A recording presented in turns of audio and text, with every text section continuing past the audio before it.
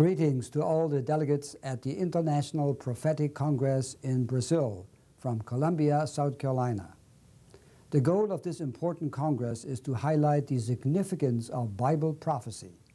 The Apostle Paul reminds us that the church is built upon the foundation of the apostles and prophets, Jesus Christ himself being the chief cornerstone.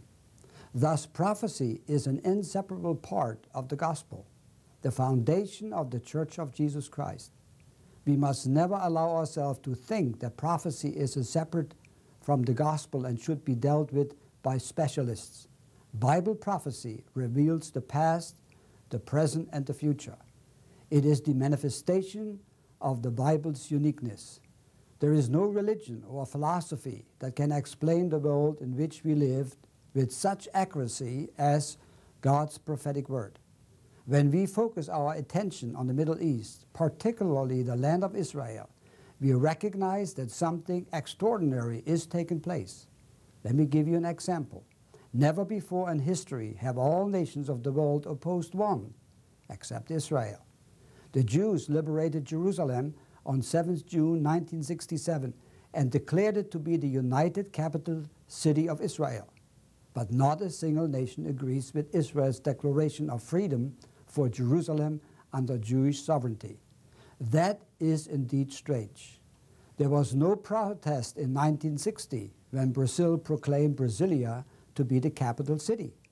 It was simply agreed that the Brazilians had the right to choose their own capital city.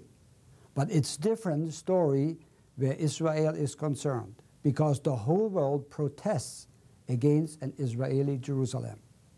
Approximately 2,500 years ago, the prophet Zechariah declared, "And in that day will I make Jerusalem a burdensome stone for all people. All that burden themselves with it shall be cut in pieces, though all the people of the earth be gathered against it." It is absolutely essential to analyze the events taking place today in the light of the prophetic word.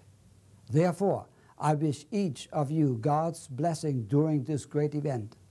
Unfortunately, I cannot be with you at this time due to various reasons, particularly because of my sabbatical year, which has limited my time to travel. Lord willing, I shall be with you next year.